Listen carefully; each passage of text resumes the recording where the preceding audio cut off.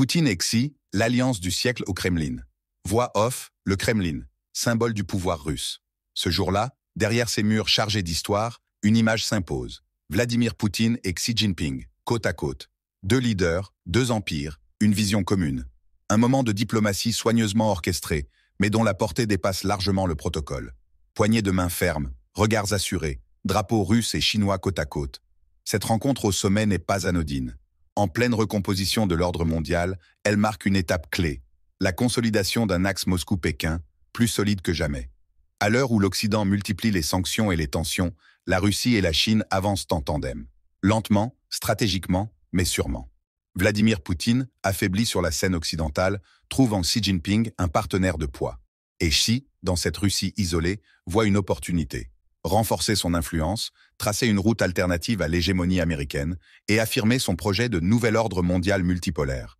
Conférences de presse conjointes, discours solennels. Les discours sont précis, calibrés. On parle de coopération renforcée, de relations de confiance inédites, de partenariat stratégique global. Derrière ces termes diplomatiques, un message, face aux pressions du G7, face à l'OTAN, face aux sanctions, Moscou et Pékin font front. Guerre en Ukraine, tensions autour de Taïwan, visite d'État en Afrique.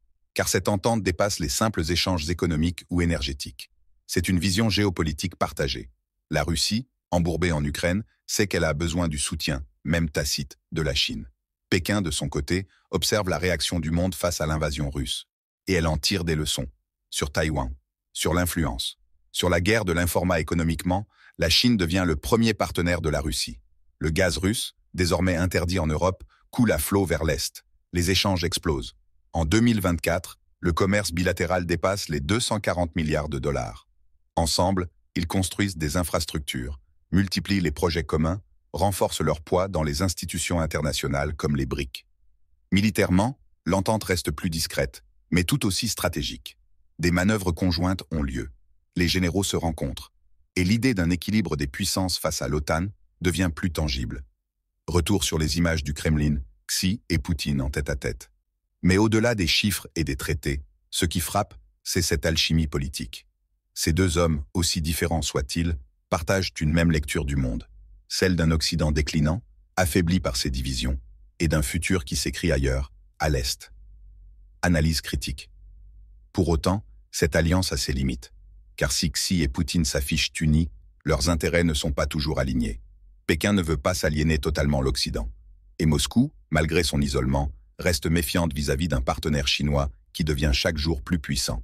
Alors, alliance d'égal à égal ou rapport de force déguisé? Conclusion, ton calme, introspectif. Ce sommet au Kremlin n'est qu'une étape, mais il envoie un signal fort. Le monde change. L'équilibre des puissances vacille. Et dans ce grand jeu d'échecs géopolitiques, Poutine et Xi avancent leurs pions avec méthode.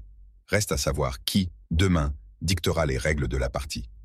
Si tu veux suivre l'évolution de cette alliance et comprendre les dessous de la géopolitique mondiale, abonne-toi, active la cloche et dis-moi en commentaire ce que tu penses de ce duo explosif entre Moscou et Pékin.